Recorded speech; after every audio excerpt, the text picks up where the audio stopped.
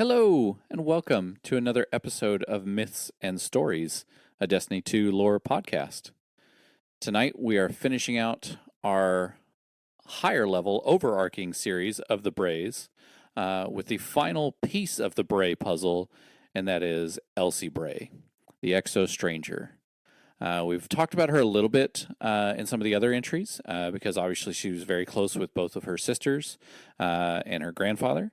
We talked about how she was a brilliant engineer. She helped design and build the first Sparrows, the Eon drives used for jump ships. She even built her own jump ship, the Shadow Trespass, which was this really crazy one. She built all sorts of different things. Went to go work for her grandfather out on Europa, where she eventually became the first successful Exo. Then afterwards she went around, kind of reintroducing herself to all of her family members as this metal body Elsie. Came back to her grandfather because she had found out that there's this dark thing happening, and came to blow up Morningstar, the orbital station, and he kills her, resets her. She doesn't know this. She eventually finds out. About the time she finds out, Banshee becomes a thing. Clovis activates Banshee, which is himself, and the Banshee and Elsie go fight off the invasion of Vex that are pouring through the Vex portal in Europa. Eventually drive them back after so many resets. Presumably at least 43, right? Because Banshee's 44. Yep, that's the assumption anyway. It's presumably 44 resets worth of going through. Finally to fend them off, and then that's kind of like the last we hear of Elsie for a very, very long time. At least as far as like what we know of her. The next time we see her or interact with her is D1, and she's just the Exo Stranger who gives us a bunch of weird, crazy info that we're like, what the fuck do I do with that? And just walks away, and we're like, what the hell was that? Her character, as far as Destiny goes, has been a very confusing character, and it's because she is different. She has this ability to time travel in a sense, and I say in a sense. We're gonna kind of, again, the mechanics of it are confusing AF, to put it light. But we're going to go over the mechanics of it kind of later on in this little micro series within the bigger series. But she does have a series of books associated with her called The Dark Future. And it's all about kind of like what she experiences before she has to travel back in time and live through it again, through another timeline. So Myth, where are we starting this crazy journey with Elsie Bray? Yeah, so we are starting our journey with Elsie, actually with somebody else for a quick moment. Of course. So we are actually... It's not Clovis, right? We're not starting with Clovis. Not starting with Clovis again. Okay, good. He's had his time in the limelight.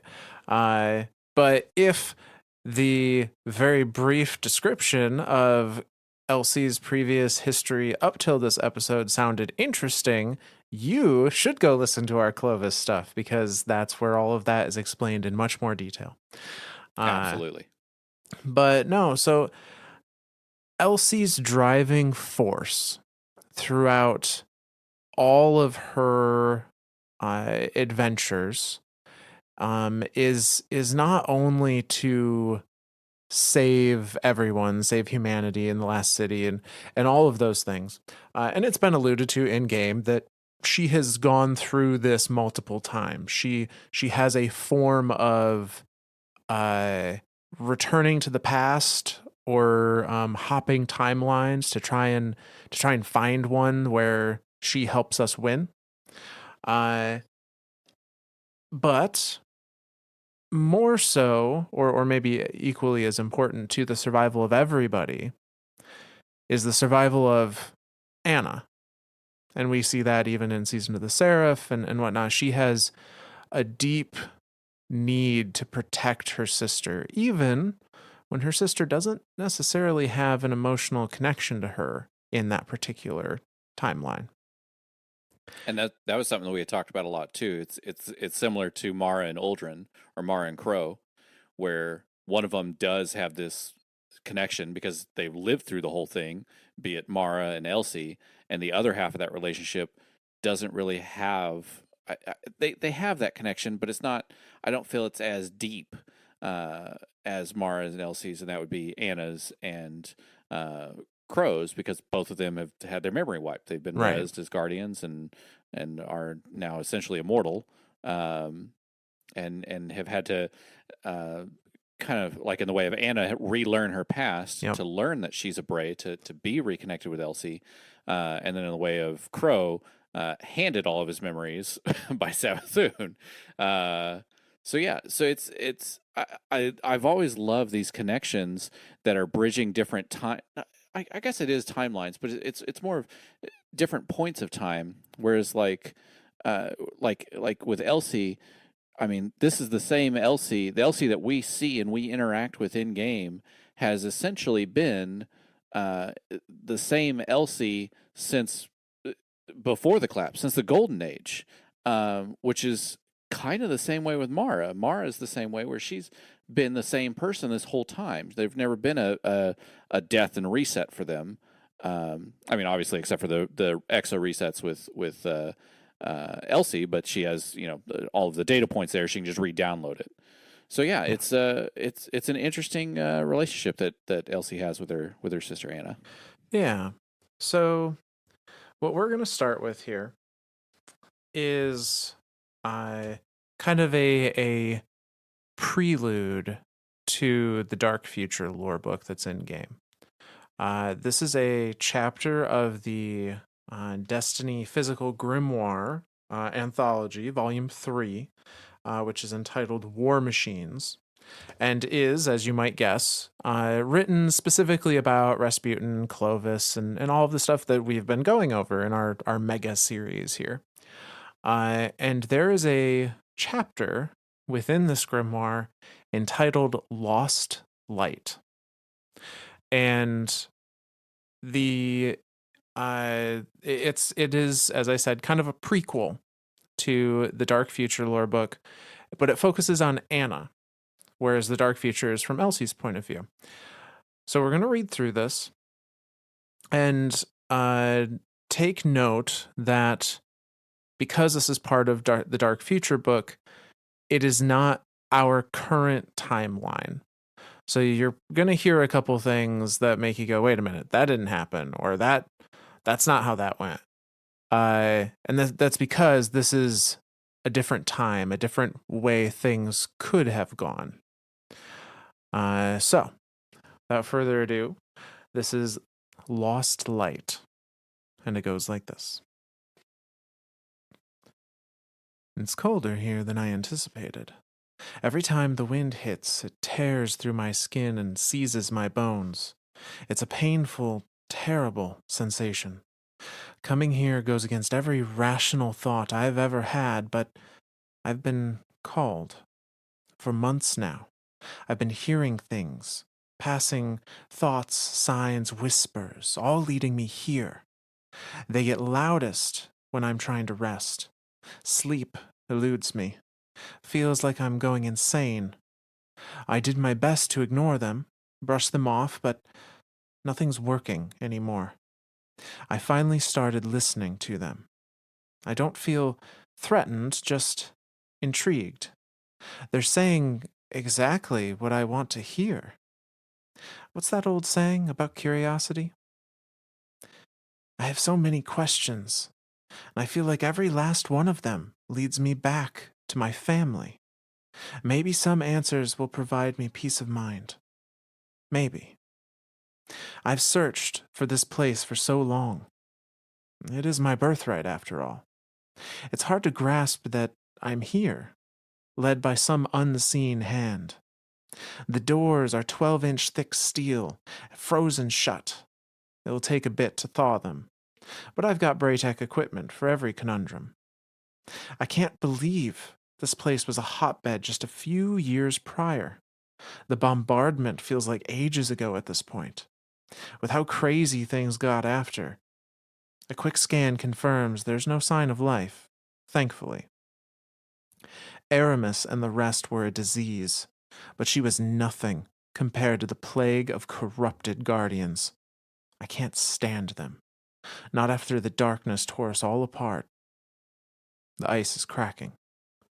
And I hear it now, louder and clearer than ever before. Excitement rushes through me and warms my body. I feel it also, some kind of sympathetic response. It's glad I'm here. It's time to get what I came for. Jinju spins in front of me, halting my grand entrance. I want you to know, I hate this. Noted, I say, and push her to the side. The place stinks. Rotting fallen bodies, preserved in crystallized glaciers, tell the tale of battles lost, false promises, and failure. Main power seems to be out, so it'll be a long drop down the elevator shaft. The facility is mostly intact, and I'm in awe at the scale of it. Seeing where the Exos were born, where my grandfather perverted nature. I could be here for years and not uncover everything. I want to see more. I have to. There's a weight beginning to bear down on me the deeper I go, like the warmth of sleep creeping in, hypnotizing its way into my mind. I pass through a familiar doorway and I'm suddenly seeing myself as 12 years old again. I'm in a lab, surrounded by white coats, standing next to my grandfather. He's holding my hand firmly, and I'm counting the liver spots above his knuckles. They show his age and make me fear my own mortality. He's yelling at someone. The room clears. It's an exo. He's malfunctioning, shaking, missing parts and strapped to a bed. I remember this. I push through this invasion and make my way to the source, practically magnetized, further underground. I can't focus on anything other than it. The vision returns. You promised you'd keep her out. Promised. My father's voice comes from the machine. That's right. I sense Jinju trying to materialize in the now, but she can't. It's stopping her. Anastasia has a gift and has earned her place here. Besides, you have more pressing concerns, my grandfather said. He was so cold. It didn't work, I'm afraid. Your mind is breaking. Soon, there will be nothing left. You said would work. I said it could work. Nevertheless, this was a step in the right direction. Don't you agree, Anastasia? I nod. I'm not crying, I'm interested. Curious. An oddly similar outcome as the previous clinical trial, despite a radically different combination of chemicals. You are not generating sufficient results to merit continuation, yet we must. Something is still missing, though what that is remains to be seen. Anna. Come. My father calls to me, but I don't move. I'm afraid he's too dangerous, my dear. Let us say our goodbyes. And I feel nothing. Is this who I was? Was I just like him? I wave, and grandfather pats me on the head. He gives me a mint from his pocket. We're making our way out of the room, and all I can hear is metal gnawing and tearing as the doors close behind me. Such is life, my dear, but not for much longer.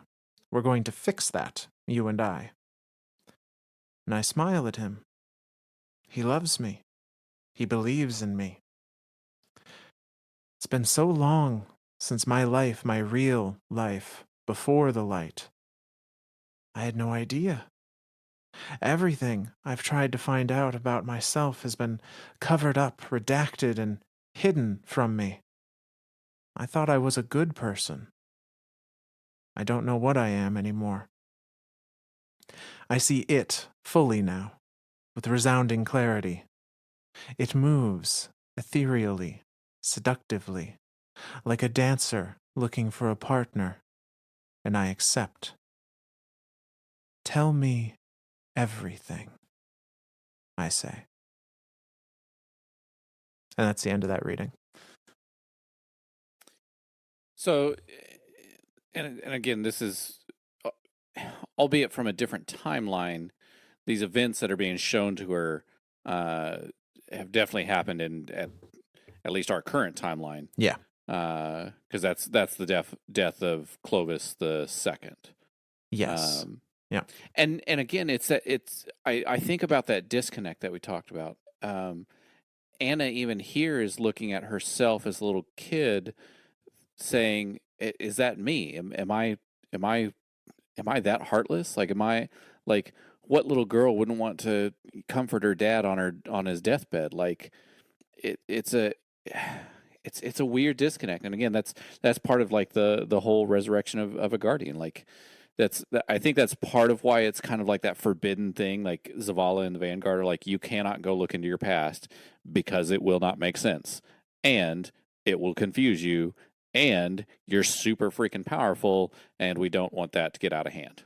Yeah. So it's a lot of like little pieces there, but it's again, it's interesting me here, like she's seeing and reliving these memories and thinking, oh God, is that me? And like at the beginning when she talked about the Dark Guardians, obviously we don't have Dark Guardians. we have Guardians that use darkness right now, but that's part of that, like, this is another timeline, or this is some other event that is happening in some again, dark future. I put that kind of in quotations because we don't know. Like, this is a very interesting thing. But what's the I don't know. Do you have any idea on this entity that's beckoning her and talking to her and showing her everything? So my inclination is, because she describes this as the birthplace of the Exos, she's in the Deep Stone Crypt. Presumably, sure. This is a timeline where we never went to the Deep Stone Crypt. We never discovered it, or we killed Aramis and never came back to Europa. Sure. Because she even talks about Aramis there in the beginning, where she's like, the Aramis was a plague, and so, and then the frozen, preserved bodies of the fallen. So the fallen have been here, but that's it. Like, presumably they've all died or whatever, and then that was it. So I'm assuming this is the Deep Stone Crypt. She's the first person that's been there, and by what we know is in there from doing the raid in our timeline, I'm assuming this is the darkness statue that is drawing her to it. Oh, because she even says clarity, doesn't she? Mm-hmm. It's tempting her with memories, which we now know is the dark. Oh, yeah. Yeah, that's... Yep, I'm on board with this theory. Yeah. Okay. And that's kind of like the driving thing that drives... I say the driving thing that drives Elsie, but every time Elsie, and we've noticed this in game 2 throughout the Beyond Light campaign, where she talks about like not wanting to have her, she wants a person, an entity, a something that can help Guardians use stasis, because stasis is the darkness power, whereas like Zavala wants to just ban it all completely.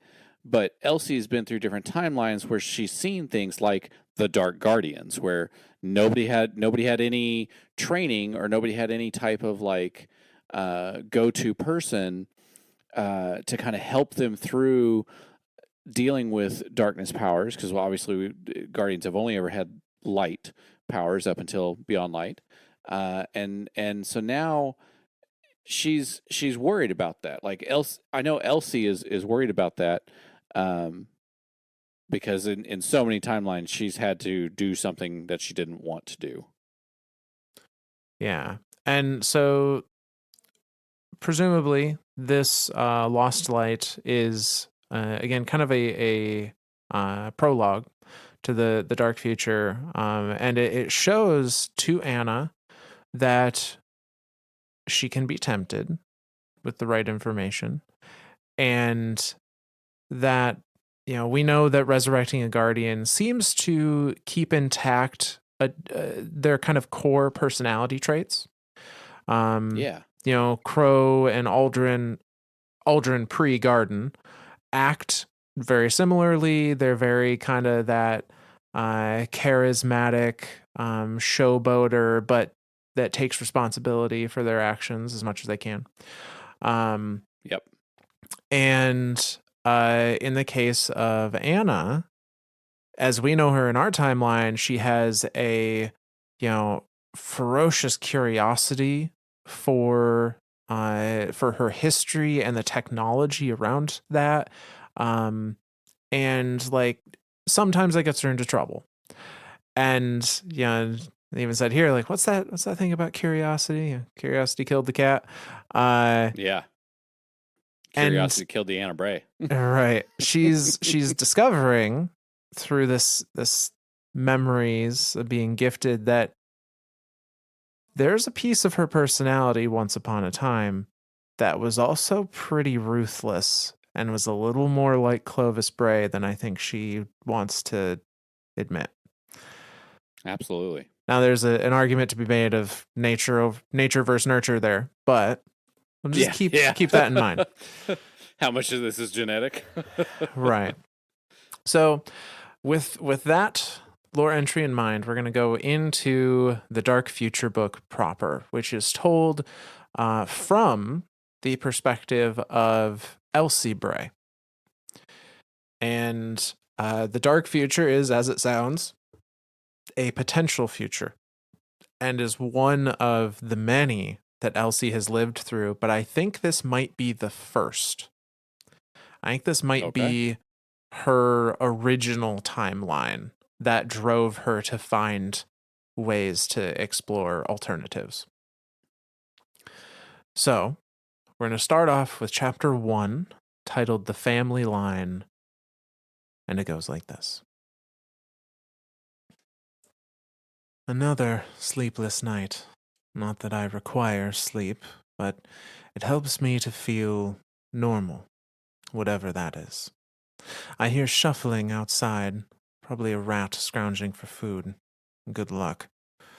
I'm sick of always having to search for a safe place to rest, though everyone's displaced these days since the last city fell. I hear the noise again, louder. Someone is near. Before I have the chance to move, they're at the head of my cot, and I swing off the taut fabric, grab my weapon from the floor, and then roll across the room, blasting stasis at my assailant. They dodge it entirely, leaving my bed momentarily frozen in time. I fire off rounds grazing their shoulder. Elsie, wait! No one calls me that, except her. The attacker removes her hood. She's changed, a bit worse for wear, but it's her. My stubborn sister. What were you thinking, Anna? Why did you attack me? You attacked me, not the other way around. It's been years since I've seen her. After the bombardment. Last family reunion didn't end well. A crimson line rolls down the length of her arm. You're wounded. It's nothing. I'll be fine. You're not fine. Where's that annoying gnat? Why isn't it fixing you? I said, it's nothing. Something's up. I stare through her until she offers an explanation. She's gone, Anna admits begrudgingly. Let's leave it at that. I'm not surprised to hear this. What are you doing here, Anna? I need you to teach me. Show me how to use stasis like you. You really understand how to control it. You're not corrupted like them. She sounds desperate. That's a bad sign. We have been over this. My answer remains no, I say. Anna is smart, but too easily led astray. It's a miracle she ended up how she did. I can't get involved. Every day I make it by the skin of my teeth. Without the light, without the traveler, I'm a sitting dreg just waiting to be picked off. I have bigger concerns. Than family? She asks, trying to pull at my heartstrings. It won't work. I pick up my bag and head out the door. You're just going to leave? Fine. I'll find someone else to help me learn stasis, so I can take down Savathun. Are things really so bad for her that she has this death wish? You know what she did, Anna. Stasis won't save you. This is a suicide mission. There are others out there who are tired of living in fear too. We can find them. Good. Go talk to them instead. Listen to me. We can attack with the light and the dark together. Or we can keep our heads low and move on. There's nowhere else to go. You want to run away? That's your choice, but I'm telling you, we can do this. She says and holds up a satchel, pulling a drive from it. We just need a little help. You have him? I ask in disbelief. What's left of him? The war mind. I guess he didn't vanish with Mars after all. There's power there, but this is still a foolish plan. Although Anna seems hell-bent on learning stasis, and with Rasputin, she'll do it. Once she puts her mind to something, there's no stopping her. I always thought the best way to protect her was to stay away from her. If I push her away now, can I really say I'm doing it for her? Only trouble is, he's stuck on this drive, she says knowingly. He could use a new vessel. Anna smiles at me coyly. She knows exactly what to do and just how to bait me, and I cast out 1,000,000 second thoughts. I can't let my sister get herself killed. Lead the way, I finally say. And that's the end of that chapter. So there's a few events here that are potentially familiar. There's the and again I say potentially familiar because we are dealing with the dark future, and these are all this entire timeline that's even being described in this entry is just a potential. It talks about the last city falling, and it talks about Savathun and beating down Savathun and finally winning. And so I'm reminded of the end of the Witch Queen campaign when Savathun tried to pull the Traveler in to her throne world to, in her eyes, protect it, and therefore stopping the darkness from winning. But then every guardian essentially loses their light.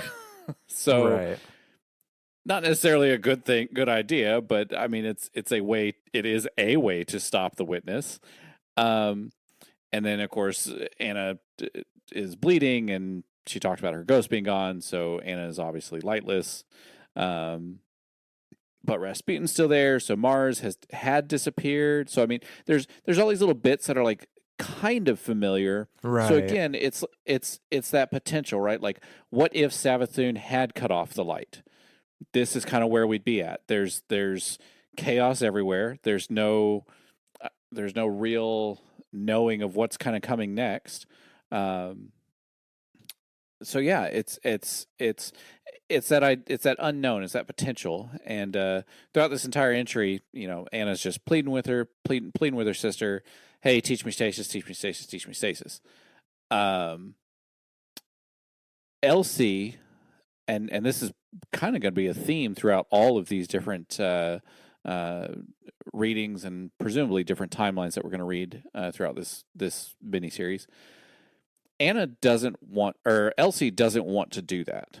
Elsie doesn't want Anna to learn stasis because, and again, looking at it from Anna's point of view, all the Guardians that have tried to learn stasis have all gone dark. They've all gone rogue, and darkness has infected them essentially, and they're bad Guardians now. And the only non-Guardian entity in this timeline that is being described here that does have access to stasis is Elsie, and it's not she hasn't been corrupted by it. So it's Elsie, and in this first entry we kind of see it here. She kind of talks about it a little bit. Wants to just kind of like not interact with her sisters, thinking that if I don't teach her stasis, I can keep her safe in this timeline.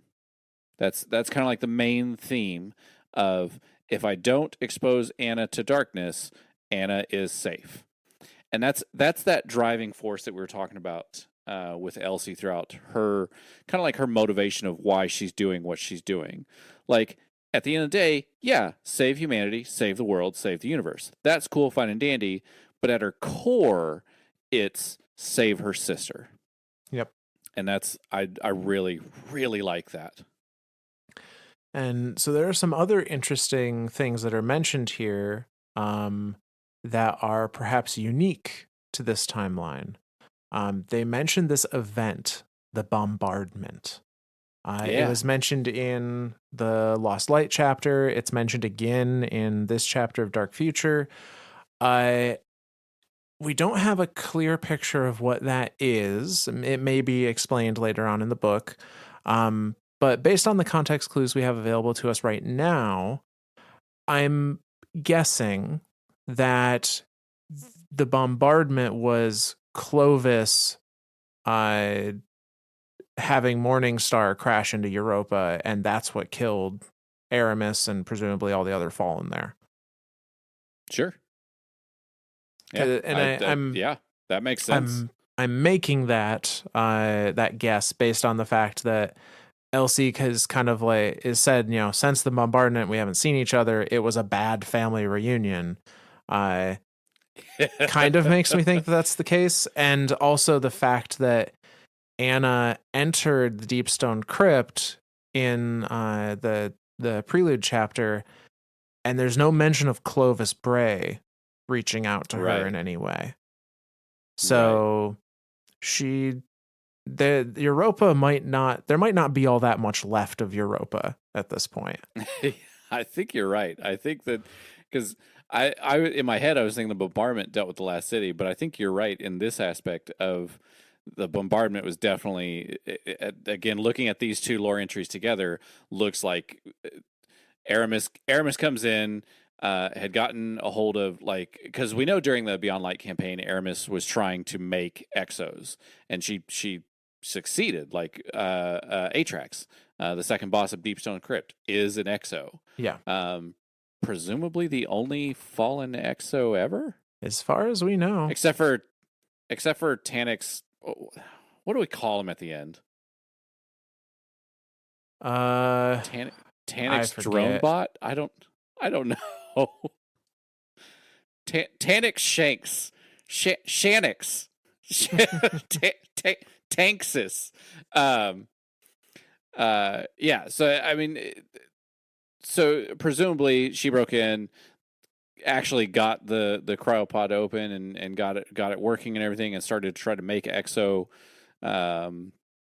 Elixni. And in the eyes of Clovis Bray, that's a no, you can't do that.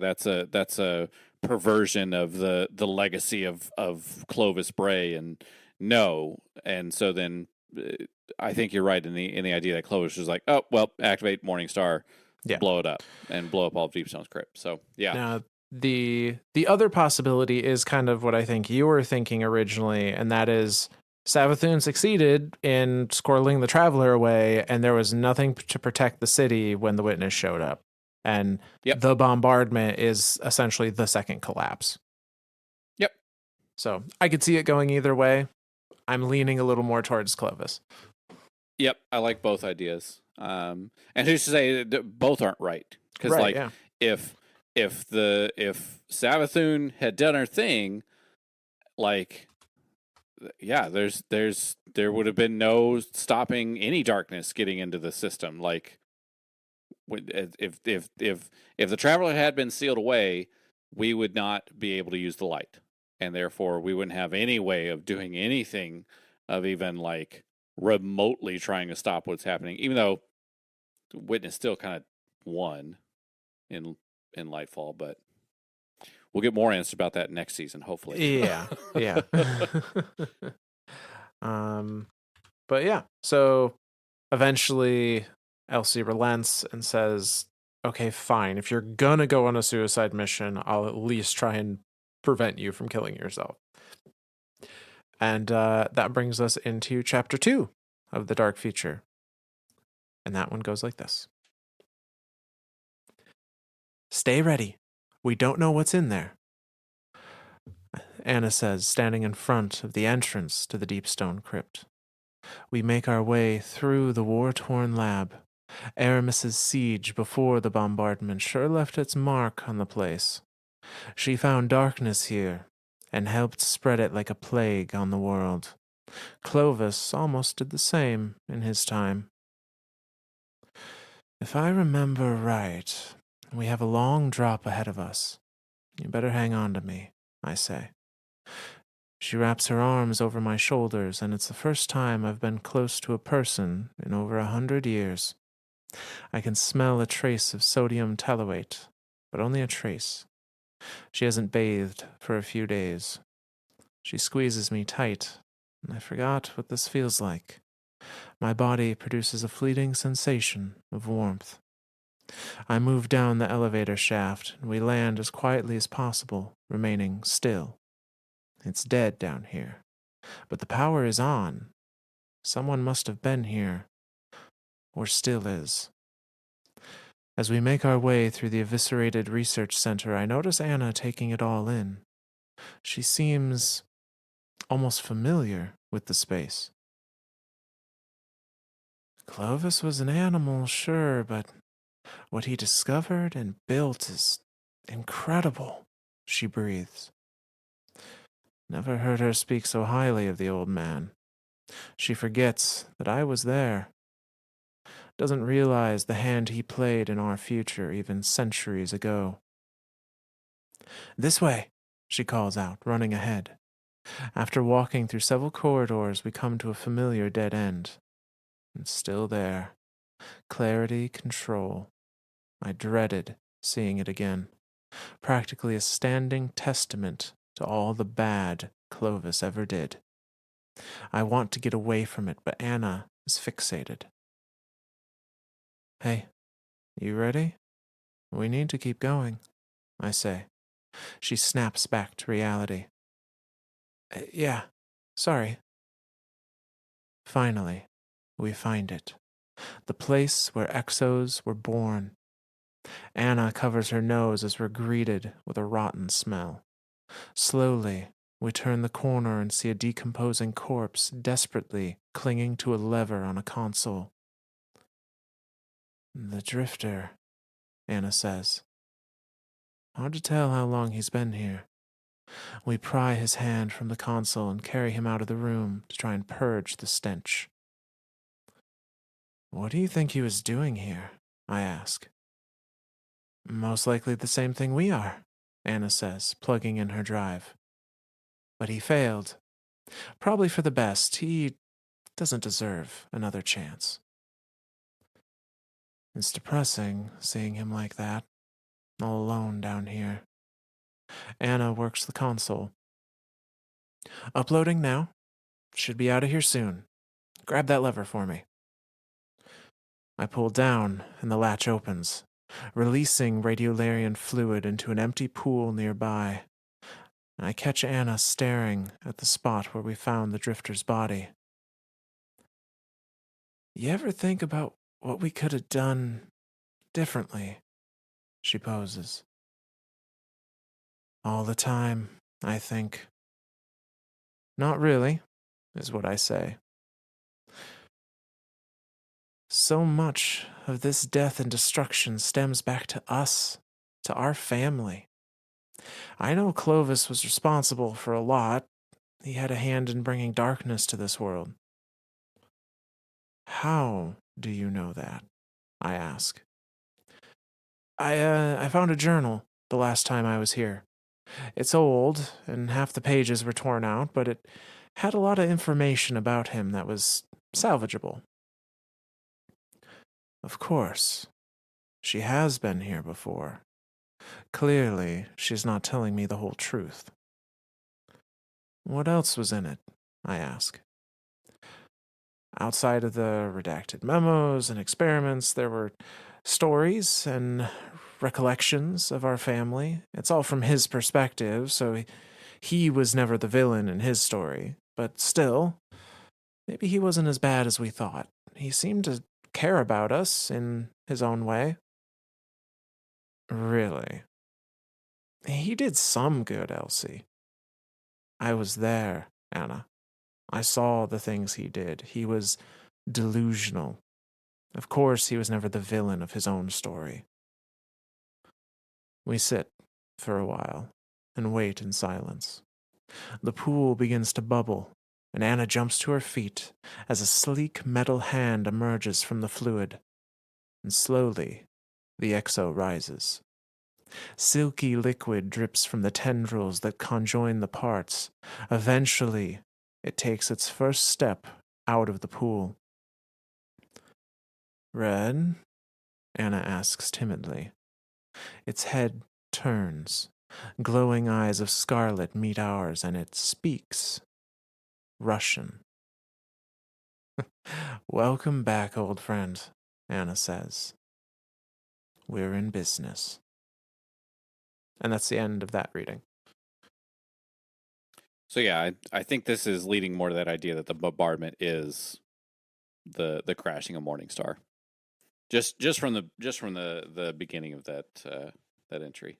Yeah. But yeah, everyone's been in here. The Drifter's been in here. What the fuck's he doing? Like, yeah, this is a very dead, deep stone crypt. And Anna's gonna put a Rasputin in an exo and bring it to life and say, "Let's rock and roll." And a couple of interesting things here. The first one being that presumably in the Lost Light chapter that we read from the Grimoire, Anna's the first one that's ever been in the Deep Stone Crypt at that point. Like, it's frozen over. She has to thaw it out. I think you're right. I think that again, thinking of the idea of like Aramis wanted to get into the Deep Stone Crypt to create an exo to do whatever she wanted to do. In this particular history, Clovis saw that as a direct threat, and that never happened. Yeah. And he brought Morningstar down the bombardment, and now it's just he killed everyone. He killed every Elixni that was on Europa, and it all just froze over. Or maybe the Drifter did it. You think the Drifter pulled that lever? Well, the lever seems to be for the exo manufacturing. Okay, I was thinking that as well. I just didn't know if we wanted to rule that out as a possibility. Yeah, I feel like there wouldn't be a way for a third party to bring Morningstar down. Like, I'm sure Clovis had that protocols and all that. Yeah. Yep. Maybe Elsie could, but certainly not someone that isn't of the Bray family. With she might be able to with Ted Faro's Omega's clearance. Wait, wrong story. Wrong story. Yeah. A lot of similarities. Wrong story. It's super similar. Like it's. I swear, at playing Horizon and Destiny at kind of the same time. It feels like when you're watching the Matrix movies, and then every once in a while you throw in the Terminator, and you're like, huh. These timelines kind of coincide. This is weird. But no, so it makes me wonder, though, if Anna was the first one to open the Deep Stone Crypt, and after she opened it and regained her memories, which she, I think, is attributing to this journal she found,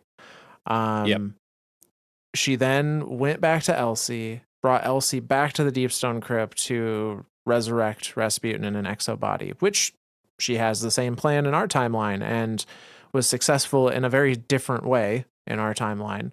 Yep. It wasn't just pull the lever and he pops out of a pool.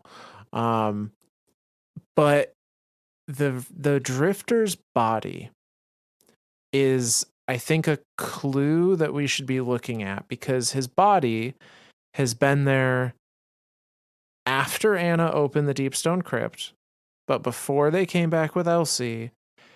But it's new enough that it's decomposed enough to smell bad, which means it's not like skeletal. It's not an ancient corpse. Right. So you think he was trying to create an exo of himself? it certainly seems that way. Like, if that's the lever to start the exo process, and his body was draped over it, that would be what I would think he's trying to do. I wonder if Anna's maybe responsible for the state he's found in. Oh, shit. Like, she went to him first, knowing that he knows as much as he knows about darkness, or how much he says he knows about darkness, and was like, hey, come help me with this. And he realized something at some point in time and was like, nah. And she was like, nah, this, and blast him. Right. Like, you're going to tell me that he just so happened to go to the Deepstone Crypt after she opened it and got to the the exo manufacturing area and mysteriously died at the control panel, to be found by Anna, who's returning.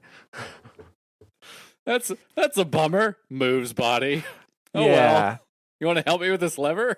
The fact that she was still just kind of like spacing out, staring at where his body was. Yeah. She's very much like, that sucked. Moving right along. This is a tad suspicious. It is. Now looking at it, it absolutely is. At first I was like, huh, that's weird. Now when you look at all the evidence, you're like, oh man. Yeah. So suddenly all those crime dramas my wife's watching all those skills are kicking in now, like, oh shit. It was the first guy with a no-name tag thing that killed everyone. Yeah. That's who it was. So just a little suspect. A little suspect is all. But yeah, so they have succeeded, presumably, in bringing Rasputin back in an exo frame. And Elsie is kind of seeing this as a little glimmer of hope, a little light at the end of the tunnel. Is like, oh, maybe we've got something here with the Warmind working with us. And so we go into chapter 3 of The Dark Future, which is titled Towerless. And it goes like this. I keep thinking about the drifter in the basement of the Deepstone Crypt and wondering when that will be me. Would I have ended up dead, alone and rusting away, if Anna hadn't found me? The last city looks worse than I remembered. Buildings leveled and edifices stripped of their vibrancy pollute what was once the last vestige of hope mankind had. The commerce, the children, the bustling life, all gone. Difficult to think about that day. The bombardment. We were hit on all sides. Aramis, the Cabal, Savathun, all attacking our strongholds at once. We never recovered. When the Dark Guardians turned on Aramis and the Cabal, everyone who wasn't killed went into hiding. Rasputin says something in Russian that I miss, and Anna laughs. Is that what it's like to be with friends again? I wonder, as I stare off at the empty sky where the tower once stood. You were close with the Vanguard, right? I ask. I don't know if I'd say close. We had a working relationship. They trusted me. Still, must have been nice. Closest thing to a family. If Zavala could hear that, she trails off. A pensive expression rounds out the lines on her face. What was ours like? Our family, before all this? Didn't your research tell you, Anna? You were with them, with us. You know what they were really like. I don't know. We were a family. Can you just try a little for me? You know I don't remember anything. You got to spend time with them. You must be able to tell me something. Anything. What did Mom's hair look like? What was Dad's favorite song? I don't remember everything. Clovis made sure of that. Then tell me what you do know. I don't want to have this discussion. You don't have the right to keep this from me. It was my life, too. I said, drop it, Anna. From behind us, we hear the readying of a rifle. Anna looks to me and inches her fingers towards her weapon. We don't want trouble, she says. My hand goes frosty with stasis while Rasputin's fists clench. You came to the wrong place, the rifleman says. Anna cocks her head and faces him. Zavala? I turn to get a look. Before us stands the once proud commander of the vanguard, disheveled, in rags. His ghastly white beard is as thick as a steel door, and from the looks of him a gentle breeze would knock him off his crutch and one remaining leg. They must have taken his ghost, too. Sad to see the deterioration of a body that's been stripped of its light. Commander, you're alive, Anna exclaims. But he doesn't lower his rifle. It's me, Anna, she says. But his expression never changes. We have a plan to take down Savathun. We need to speak with Ikora Ray. Is she here? I ask. He grimaces. She is, he says, and points with his rifle towards the flotsam of the tower. Buried deep under that. And that's the end of that lore card. Sounds like everybody's lightless in this feature, or dead. Pretty much. And we have a little bit more about the bombardment. It seems like it was an all-out attack, all fronts. Like, it wasn't just one thing or another. It wasn't just the city or just Morningstar. It was everything. We were hit on all sides. Aramis, the Cabal, Savathun. Everyone hit all at once. Every single enemy of humankind, humanity in the Sol system just said, let's go. Team A, hit there. Team B, hit here. Team C, hit there. All win. All profit. Yay. And it seems like the Dark Guardians were either trained by or trained under Aramis, because it talks about them turning on her. And so, like, maybe they were in on the whole thing, and then we're like, we're going to rule again with the warlords. Yeah, dark past is great for dark future. No, it's not. It all ends up bad. So yeah, like, what do you do against a paracausal god killer? Like, you just kind of get out of his way. It's interesting. So it sounds like, like the bombardment in this case, curiously enough, the witness is not included in the list of people that attacked us. Yeah. So again, thinking to the idea of Savathun stealing the traveler away, like, maybe that worked. Maybe she just sped up her timeline and did it the same time that Aramis was doing her thing, and now the witness really doesn't have a way to do anything. Well, there's a couple things that come to mind here. So, if the Guardians were dealing with Aramis, so let's try and attribute it to our timeline a little bit, because I'm sure it had a similar sequence of events, just obviously the results were different. So Sure. Aramis has stasis. Okay. We're never able to defeat her. We're we're in a stalemate with Aramis. Okay. Because Elsie's not there to like teach us and coach us along with it. Right. Right. We never are able to use stasis. We're just trying to use the light against Aramis. Maybe our guardian, the guardian, falls in battle because they have no way to counter her in the final fight against Aramis. Oh, sure. And she just frees us up and locks us up. Yeah. And so every guardian that comes up against her just sees this horde of iced up guardians like, well, shit. They couldn't do it. What am I supposed to do? And then gets frozen up themselves. So we have this fight with Aramis. As we're fighting her, she hasn't been defeated. Our forces are still concentrated on her. As we're fighting her, you have Keitel rolling in. Oh yeah, because she rolls in literally the next season of Beyond Light with the Chosen. And remember, originally she was, not as antagonistic against us as say Gaul, but she was not friendly. Like we kind of had to force her hand with the initial, act of diplomacy.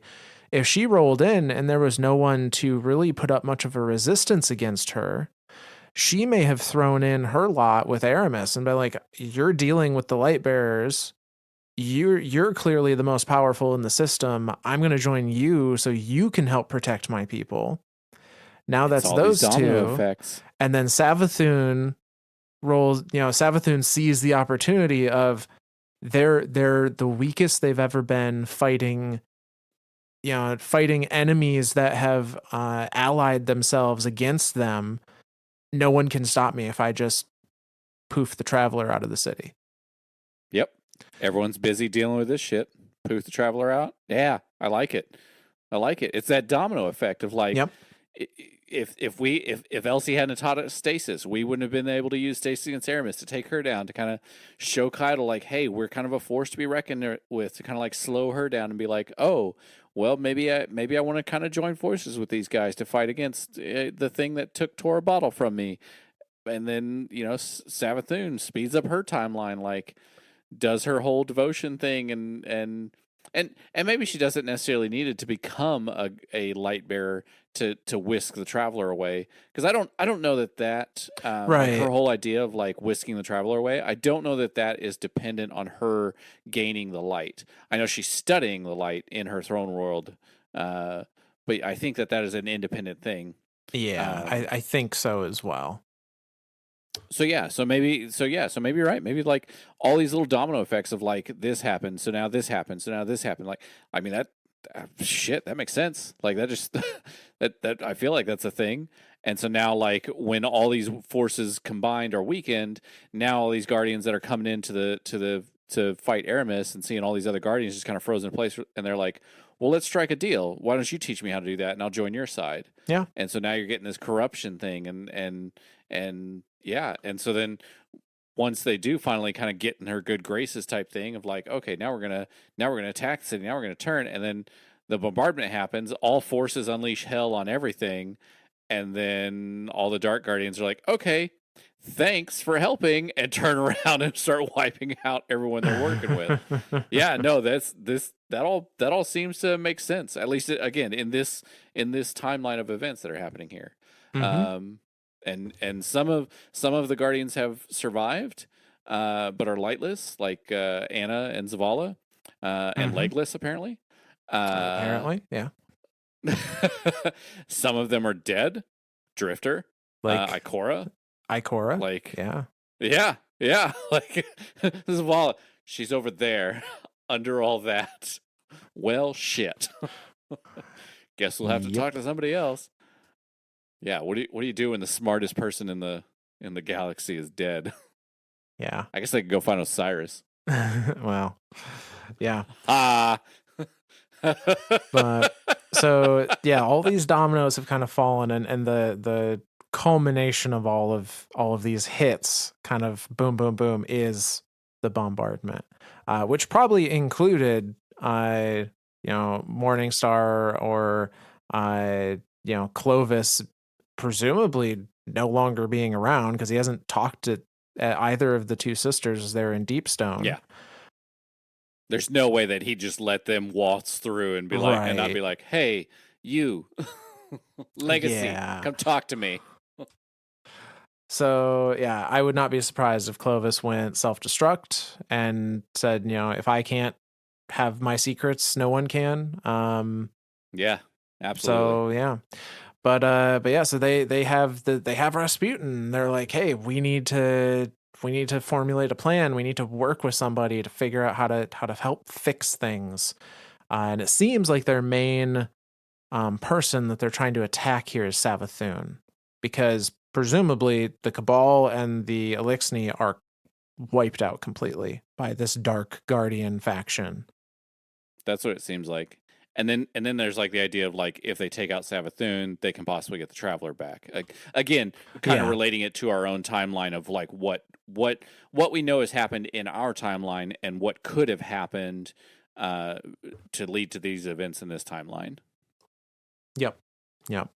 So they come to the city or the ruins of the city going, okay, if we can get Ikora, like she can help us formulate a plan. That was her thing, was information network and being able to Smartest warlock in the galaxy, man. know the next 10 steps. And well, she's not around. What was the game she played with Zavala? I don't know exactly what it was, but I want to say it was Go or something similar. It was like Go or Shogi or something similar to that. Something like that, yeah. Yeah. When you said next 10 steps, that's what made me think of that. And I was like, yeah, she's always been 10 steps, and even in her games with Zavala, she's always been that 10 steps ahead. But like, there's only so far ahead you can plan before a building falls on you. So, there's that. Yeah. So that leads us to chapter 4, titled Unguarded, which picks up in the midst of the same conversation. They've just learned that Ikora is no longer a option for an ally. And it goes like this. We stare at Zavala in disbelief. He's so clinical, emotionless, like everything I've ever heard about him. Some things never change. Ikora's gone?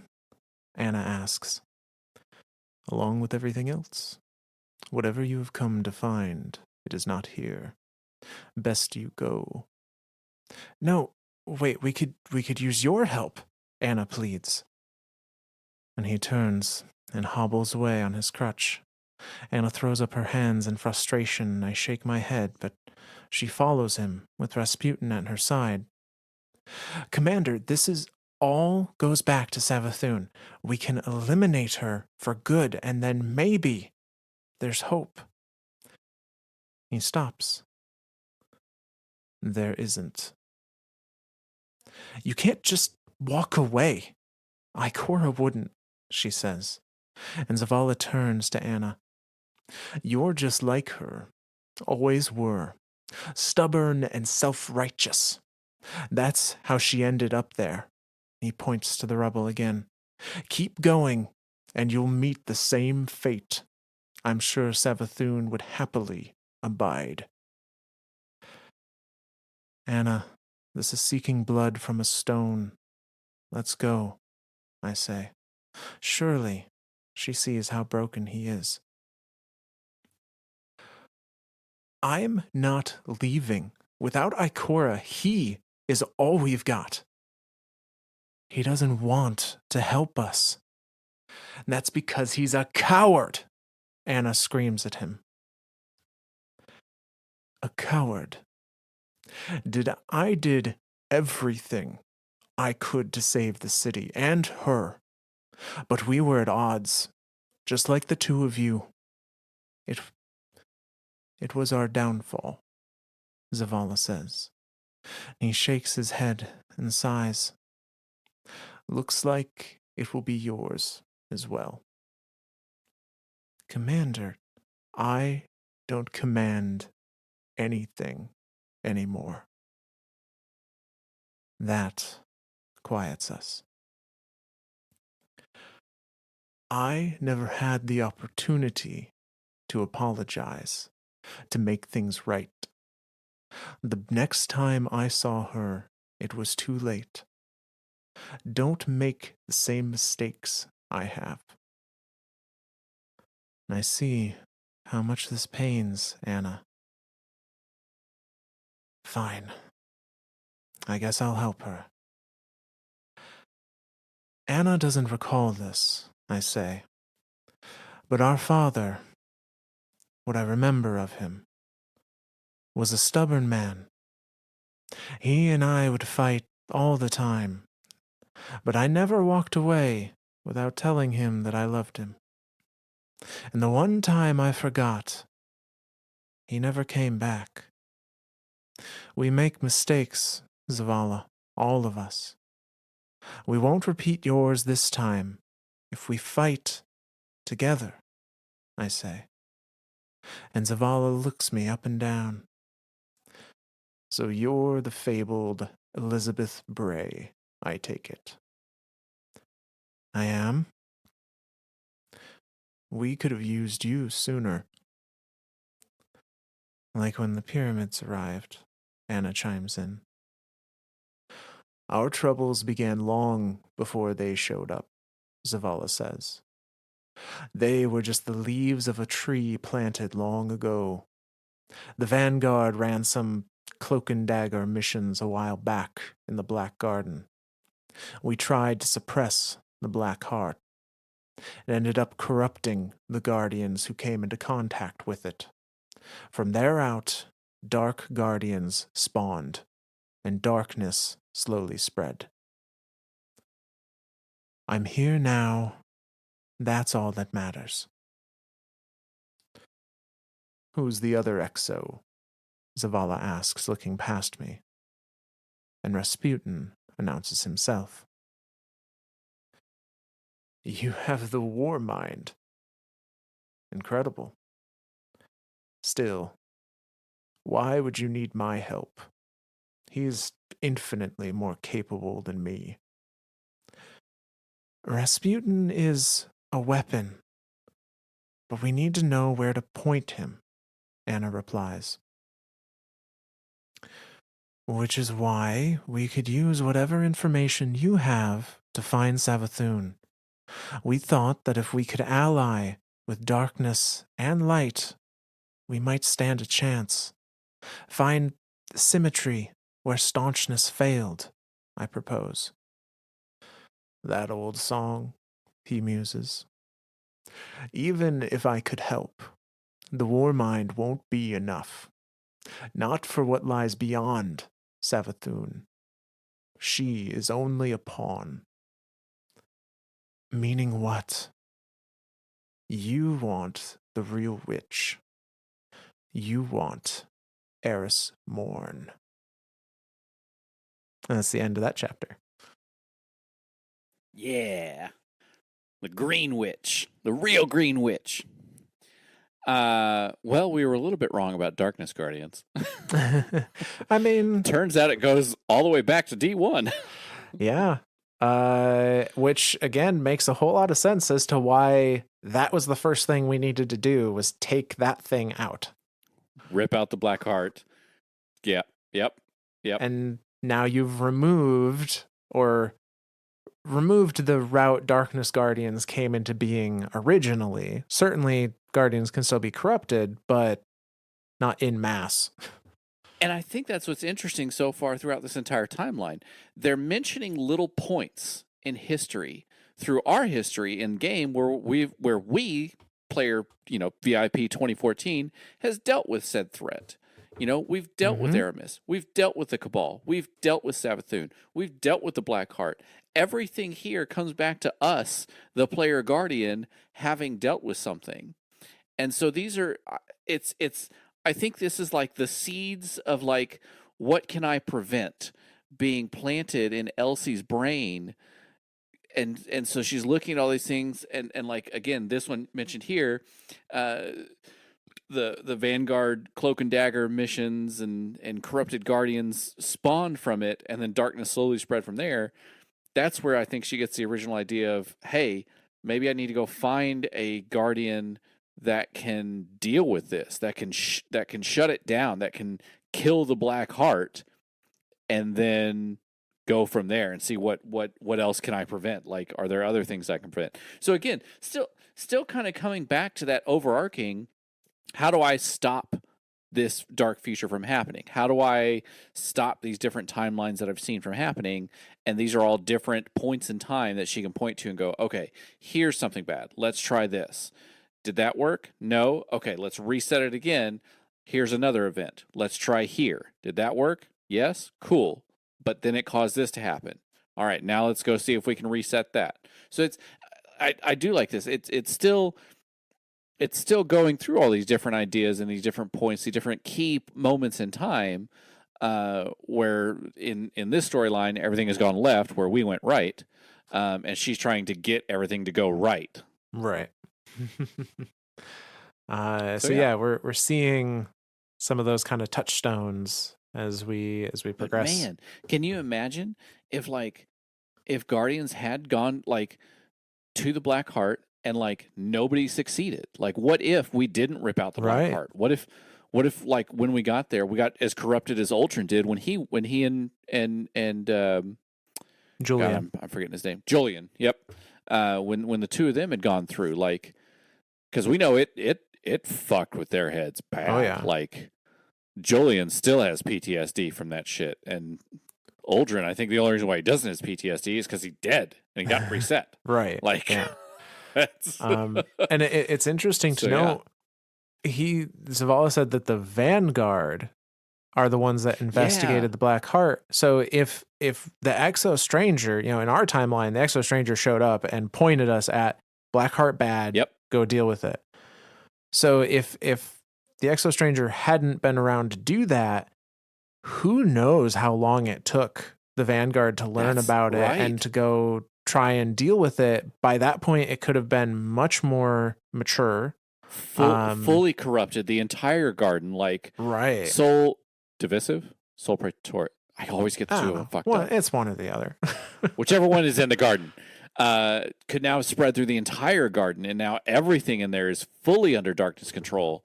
And again, like, and we talked about this in our Light and Darkness saga or series, where like the Witness kind of wants that final shape, and in the Unveiling books, the final shape seems to be the Vex. Like, that's the one thing that the universe always comes back to. That's like, that is the final shape. Like, that is the idea of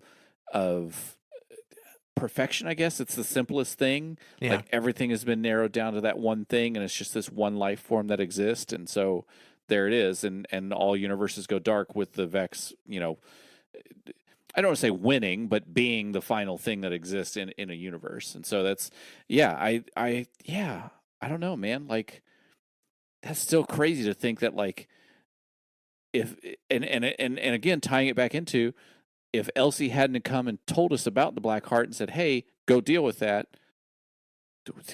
this is what would have happened. Like, the Dark Guardians running around killing everyone. Like, holy shit.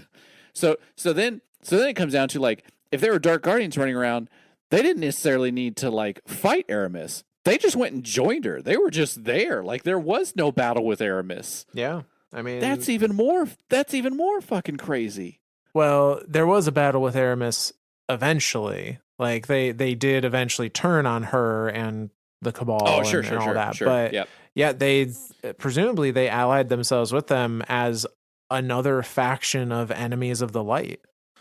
Yeah. So holy shit. Like, what the hell? So that brings us to the next chapter of the Dark Future book, called Almighty Once. And you might be able to guess where chapter is going to take place. But it goes like this. We follow Zavala back to his home, inside the wreckage of the Almighty that had crashed long ago. Do you remember this, Warmind? Our great success, Zavala says, and gives us a half-smile weighted down by years of reclusiveness. And our final victory. Rasputin finds his way over to a console and plugs in. There are files in there I've been trying to decrypt for years. Maybe you'll have better luck, Zavala says. He lights a fire and prepares a kettle. I can't imagine Eris, Anna says, her voice trailing off in shock. Eris wasn't special. She was corrupted as easily as the rest. She came to me after finding an artifact inside a pyramid on the moon and deceived us all. The bombardment was her masterstroke, proving that the darkness destroys all it touches. My sister shoots me a knowing and somewhat hopeful glance. What happened that day? It's been impossible to find accurate recounts, Anna says. We were outnumbered. When the Witch Queen found me, she called me the non-believer as she tore my leg from its joint and pulled the light from my ghost, discarding me like trash. Ikora had it worse. I look to Anna, who is hanging on every word, fighting back tears. The urge to console her rushes up from the pit of my stomach, but I repress the sensation. I wasn't meant for that. I looked up to the traveler, hoping it would be our salvation from this atrocity. But instead, it just left, abandoned us when we needed it most. I wanted to reach out and grab it, make it stay, make it save us, as we always thought it would, but it was gone. And the Cabal forces crumbled the rest of the city. Rasputin interrupts him. What was that, Red? Anna asks. Did he say what I think he said? I ask, perking up. He says Gaul's plans to ensnare the traveler and harvest its light, the blueprints. They're all here. He's copying them now.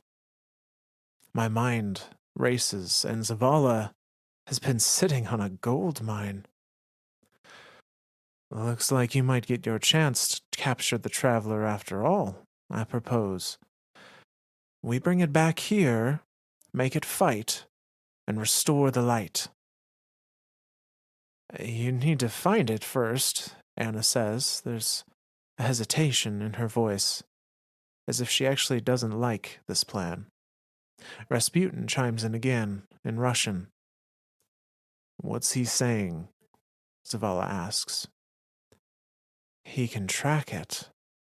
The traveler. Clovis installed the capability as a failsafe in case it ever tried to run off. Even with Red tracking it, we need an army to build Gaul's device, Anna says pessimistically. Anna, this is as good a shot as we're going to get. Did you drag me all this way just to give up now? I ask. No, you're right. We can figure this out. Zavala smiles faintly while watching us. What do you say, Commander? One last ride for Ikora? Anna knows just what to say.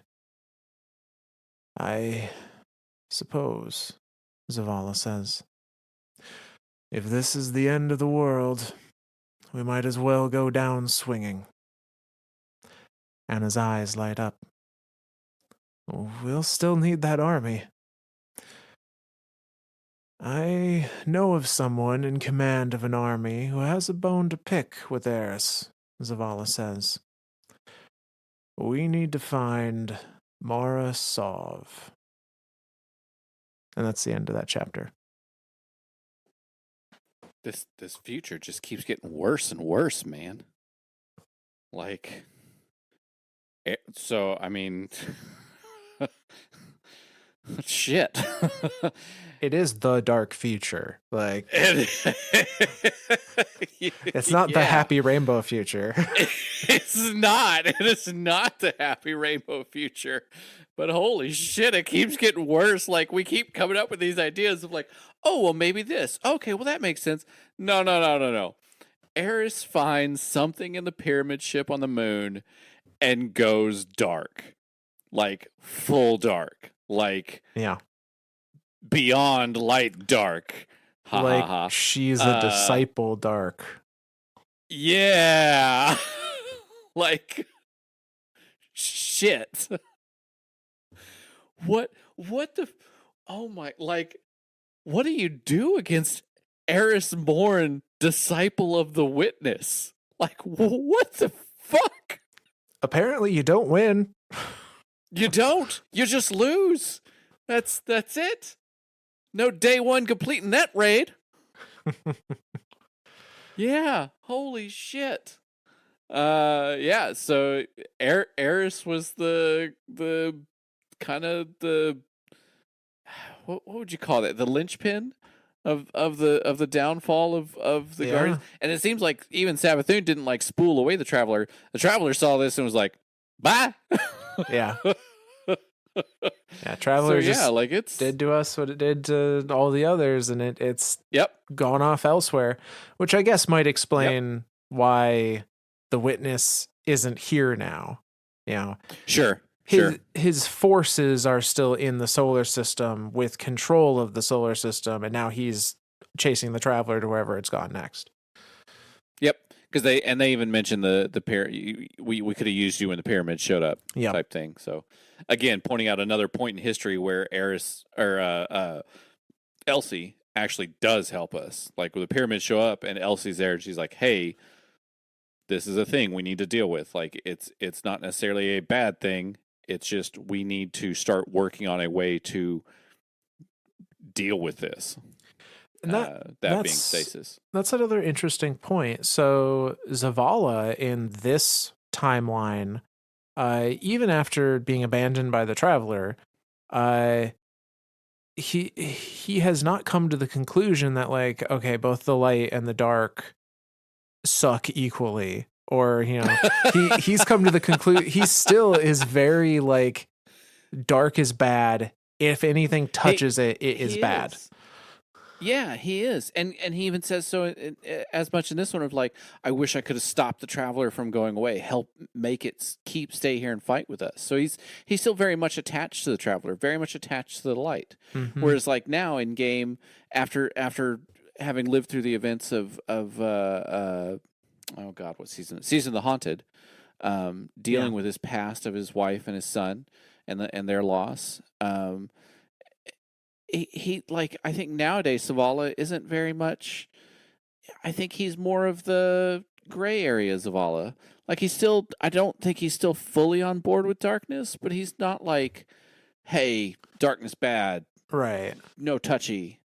So yeah, but in this timeline, he's very like, darkness is taking everything from him. It's taking the Traveler from him. It's taking everything. Like, he's living in the shell that was left over by the big event. And I'm trying to remember when that event was. Was that pre-Shadowkeep? So that's a good question. It was Season of the Worthy was when, I'm pretty, because we activated all the Rasputin bunkers so that Rasputin could shoot it down. That's right. And all the pyramids were coming in inside the bunkers. We saw the mural of all the lights coming across. Yep. So that would have been after Shadowkeep. After Shadowkeep, but before Beyond Light. Yes. Yep. Because it was that, then Arrivals, then Beyond Light. Yep.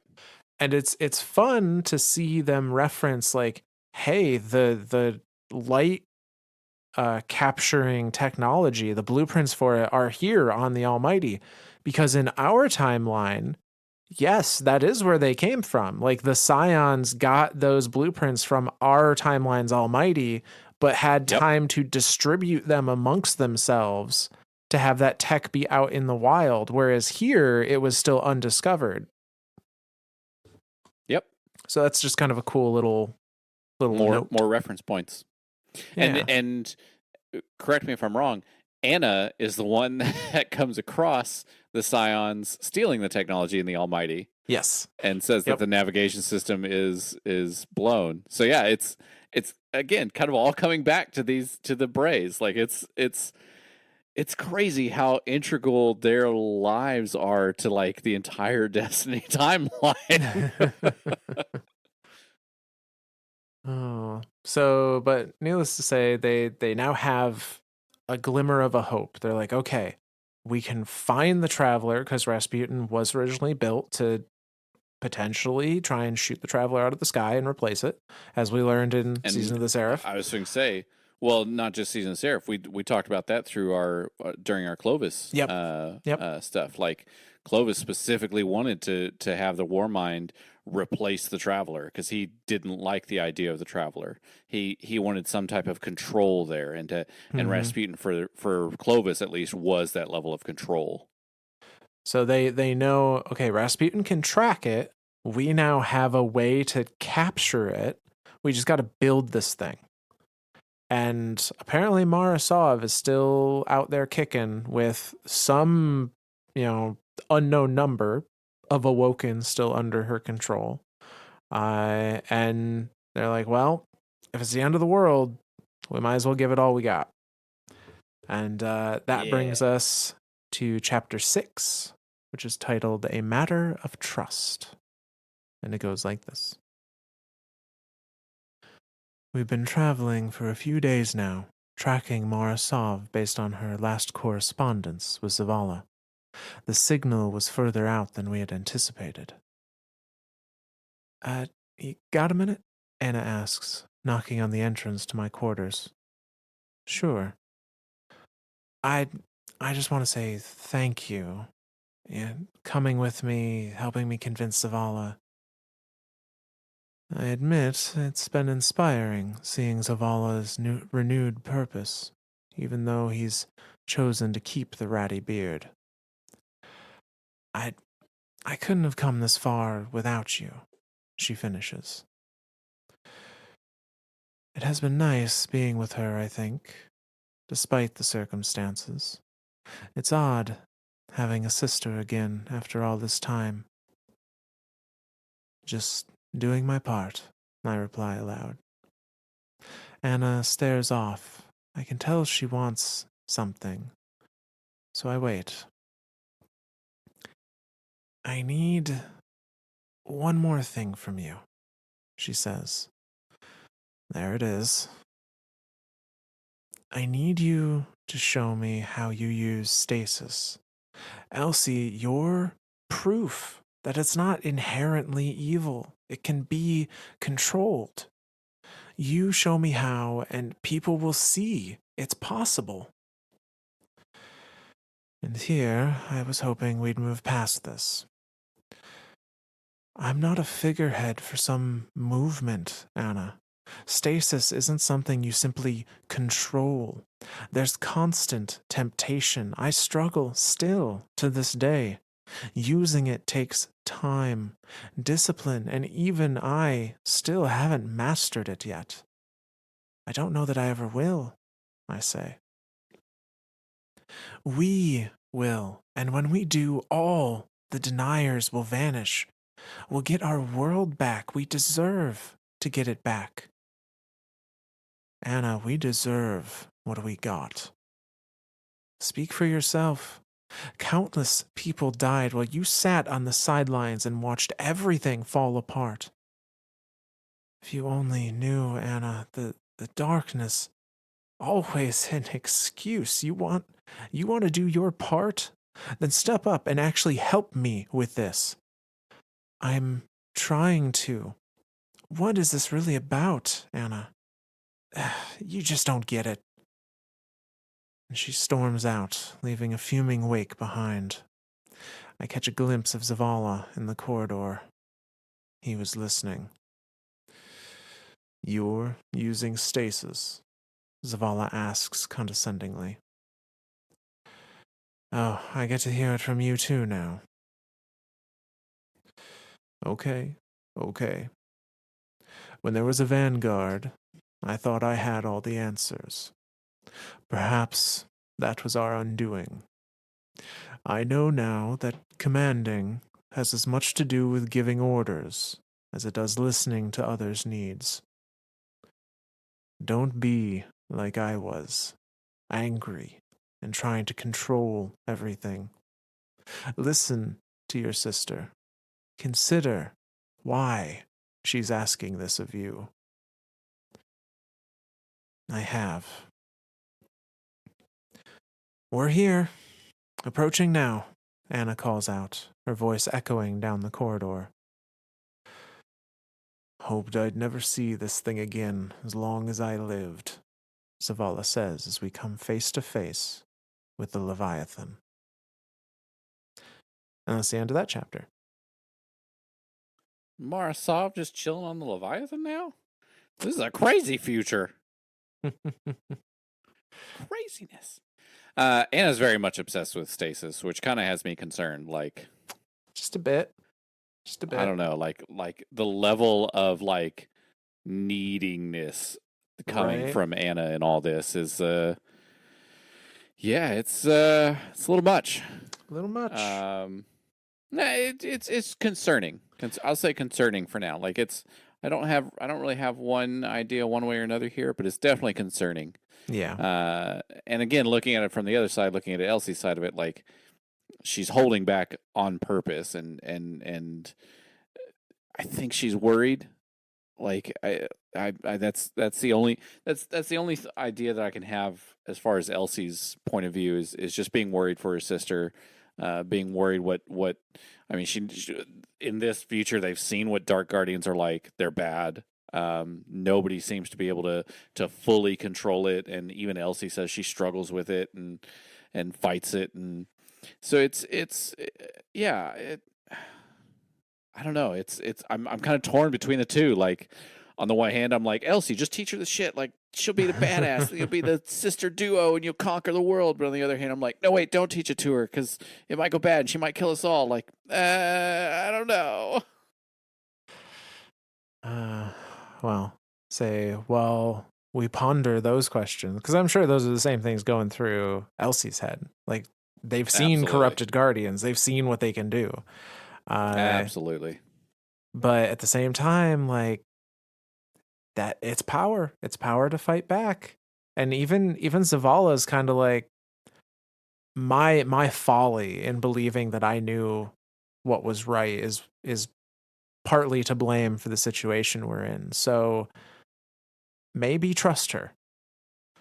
Yeah. And it's a tough spot. That's a tough spot. It's and it's interesting too, because like that's like the one point so far in this timeline that we've seen Zavala have been like, maybe stasis isn't so bad. Like he walks in and talks down to her about it, like, oh, you're using it too? Like, yeah. I think he still very much has a bias against it because he's seen dark power do terrible things. But yeah, again, it's the end of the world. Like, what else is there to lose? You know, all hands on deck. Let's go down swinging. Yeah. So that brings us to chapter 7 of the Dark Future, titled "Commandeered." And I think this is going to be our last chapter of the night. It's going to be a little shorter episode, but I feel like it's going to flow better to have this broken up into 2 after this point. So, yeah, that works. But this chapter goes like this. Commander Zavala, it's good to see you, or what remains of you, Queen Marasov says with a cutting elegance as we exit our ship and board the Leviathan. I had believed you dead. Part of me was. I am glad to have found you, Zavala replies. And we are in need of allies, and I see you bring the Bray sisters. I bow. It's good to see you again, my queen. I learned in my time with her, before everything collapsed, that the queen is particular about her customs. Mara smiles back at me. And you, my friend. Where's Callus? Zavala asks. We are unsure of his whereabouts, a problem for another day. She's surrounded by cabal and fallen working alongside what's left of the awoken army. I had heard some had defected to Eris after Mara's failed assaults. Everyone has lost so much to the dark armies. I am surprised you don't have the Vex here as well, Anna says discourteously. An attempt at humor, my queen, I say, nudging Anna in the hopes of conveying to her that the queen expects respect. The Vex are trapped in time by our betrayer and her dark army, Mara says. We have something that we believe can turn the tide, Zavala says, gesturing towards Rasputin. The War Mind can locate the traveler using Clovis Bray's tracking algorithm. We know how to capture the traveler once we find it, but we'll need your army to build the harness. I have slowly been gathering forces in preparation of striking back at Eris and the Witch Queen. I would invite you to join our ranks and swear allegiance, but I can smell the aroma of darkness around you, Mara says, her gaze resting on me. My queen, I say, lowering my head, I am wielding stasis, but we want the same end, to survive this. I can tell she's unconvinced. Elizabeth, you once asked me to pick a side, even if it was the wrong one. Tell me, did you choose correctly? She asks. I should hope so, since I am at your side once more. Mora and Zavala exchange a loaded glance, and he nods, offering his approval. Do not mistake my hospitality for trust, she says. You will earn it on the battlefield. I bow again. Anna does not. Later, as I approach the Queen's quarters, I overhear Zavala. We have to be aware. I do not fully trust her. I think she has a thirst for darkness. We will do our best to keep a close eye on that one, Mara responds. How could they still not trust me? If things go south, I'll do it myself. Anna is a friend, after all. Oh. What are they saying? Anna whispers, startling me as she appears next to me. Nothing, I say. Let's go. Is there a spy in our midst? Mara calls out. We weren't quiet enough, I guess. No, ma'am. We were just coming in to talk strategy, Anna says as we enter the room. Quick thinking on her part. The Leviathan presents some interesting possibilities.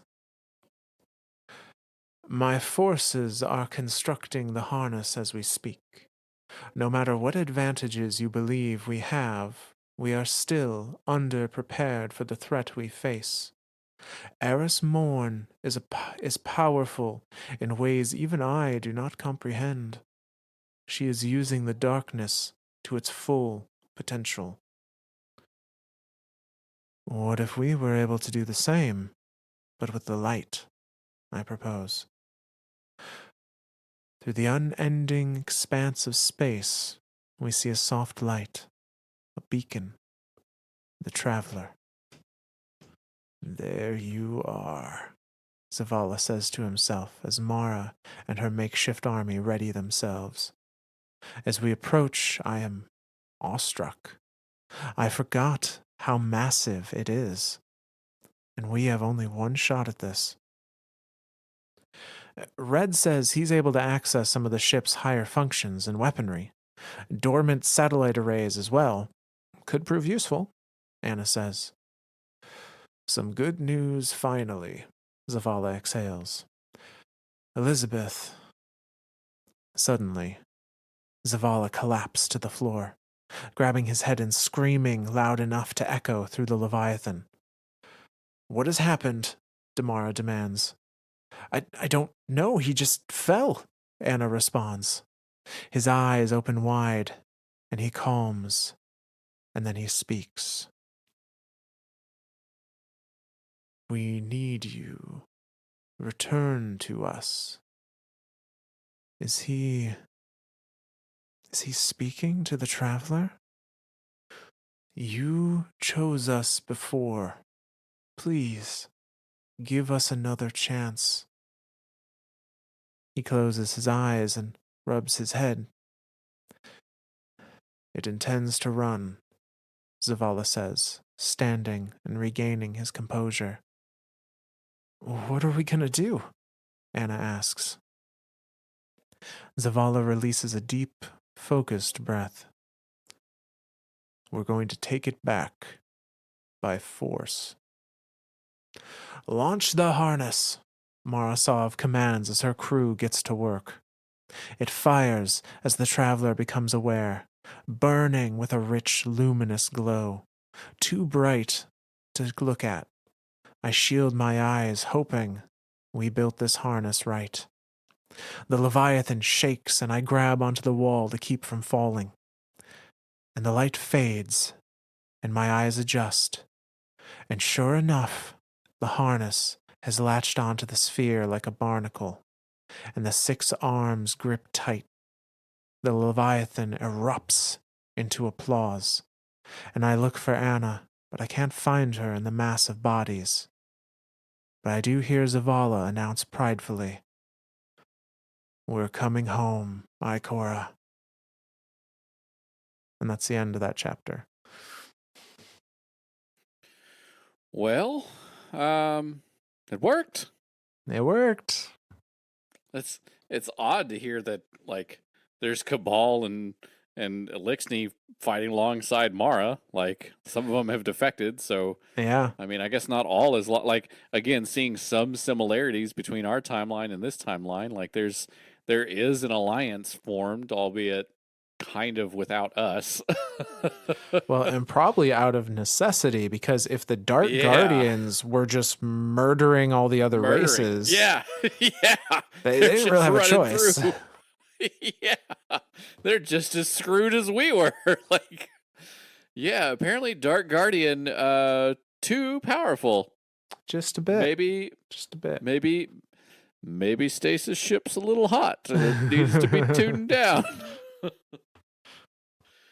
Yeah, no, this is yeah. All right. Well, So they have succeeded in tracking down the traveler and ensnaring it. And there are some questions about intent from Mara and Zavala. And it's a little unclear, but it almost sounds like they're worried about Anna more than Elsie. But with this triumph of capturing the traveler as it was going to run again, we are going to end tonight's episode, and we will pick up the remainder of the Dark Future and Elsie Bray in part 2. Well, and I want to touch on one last thing before we close this one out and do our ending stuff. Yeah. They talk about Elsie and her Dark Army being trapped somewhere. Do we think that they're like, and specifically trapped in time is what it seemed? I think Zavala mentioned it, or Mara. I don't remember who mentioned it. So Mara had said that Eris has trapped the Vex. Oh, so she okay. For somehow, some way, for some Vex reason, Eris has presumably like walled off the Vex from being able to access us. Like they're stuck in their network, I guess. I mean, yeah. Why not? For some Vex reason. Yeah. Okay. Yeah. Okay. Well, alrighty. So Vex are walled off. Vex aren't even a threat anymore. Traveler's trying to run the hell away. Eris has gone full dark witch queen. More so than the witch queen, Savathun. Dark guardians have torn the universe apart, and what's left is floating aboard the Leviathan. That now has a traveler attached to it. I imagine it like the Leviathan had that mouth opening, right? And like the light suppression thing like shot out of it like a tongue and like grabbed hold of it like a Pac-Man style and was like, "I'm gonna eat you, little traveler." Waka, and then like waka, waka, wheeled waka. it in. And... Exactly. Yeah. It's just the last dot on the board is all it is. And yep. I guess if it's Leviathan, it'd be more like centipede. Semantics. Yeah. Video game inside of a video game. All right. Well, that ends part 1. So let's do some shout outs. Yeah, so we've got one shout out in particular that we're going to go over tonight. It comes to us from Apple Podcast. Someone left us a very kind 5-star review using the username, "All of my other nicknames were taken." Isn't that shitty? Like, you go to create a nickname on something, you're like, "Oh, I've always been Ztorialis, I've always been Mythborn," and then you find something and they're like, "Sorry, that's been taken," and you're like, "Well, I don't want to be Ztorialis 1, but I guess so," and then you put that in and that's taken, you're like, "God damn it, there's no way that..." All right, fine, I'll just put in a random number. Ztorialis 42069. That's definitely been taken. Yeah, so it's isn't that frustrating? Yeah, and then you find out the person that took it hasn't, like, their account hasn't been active for 5 years or something. And, literally forever. Like, nobody's even touched it. They haven't even logged in for 5 years, and you're like, "This is crap. That's my username, damn it." I know. So, digress. We know your pain. All of my other nicknames were taken. Yes. But they say, "I've always loved Destiny's lore, and I really enjoy listening to this podcast. As my fire team's resident lore worm, it's always great to learn something new that I may have missed or overlooked. I really appreciate the two of you, and I absolutely love the podcast. Keep up the amazing work, and I can't wait to hear what you have up next." Well, so thank you. Yeah. We're obviously kind of the same of our fire team. So anytime we go through a new raid or a new area or something, like, we always get feedback from the clan of like, "Hey, what does that mean?" And then I look at Myth and go, "I don't know. What does it mean, Myth? You've done the homework and you have the memory of not a squirrel. So explain it." So yeah. It's nice. And I love doing these readings as well, because it kind of like refreshes like different points in time for me and helps me connect, or like if something more recently has been brought up, I can think back, "Oh yeah, I remember reading that about this and this lore entry or something," and it's nice to be able to have one place to kind of like get this timeline together. Yeah. So that's our only specific shout out for the evening. But I do want to do a general thank you to all of those that listen, whether you leave a review or not. We appreciate you. For those that do leave reviews, thank you very much. We've gotten up to 4.9 stars out of 5 on both Apple and Spotify last I checked, which is amazing. That's freaking awesome. And if you feel strongly enough that you do want to leave a text review, please feel free to do so, or you can reach out to us on Twitter at Myths and Stories with a Z instead of an S in Stories, and we will look there and respond as we can. So we always like to hear from you guys, and you Absolutely. may hear yourself on a future shout out. Yeah. Well, I didn't create a character this time, so I don't have a special thing. You know what? Thank you, Drifter, for whatever the fuck you did. Yeah. It was something. That's it. Something. I don't know what you did, but you did something. Oh. All right. Well, anything else then, Myth? No, that's it. All righty. Well, then, from all of us lore daddies to all of you guardians out there, we'll see you next time.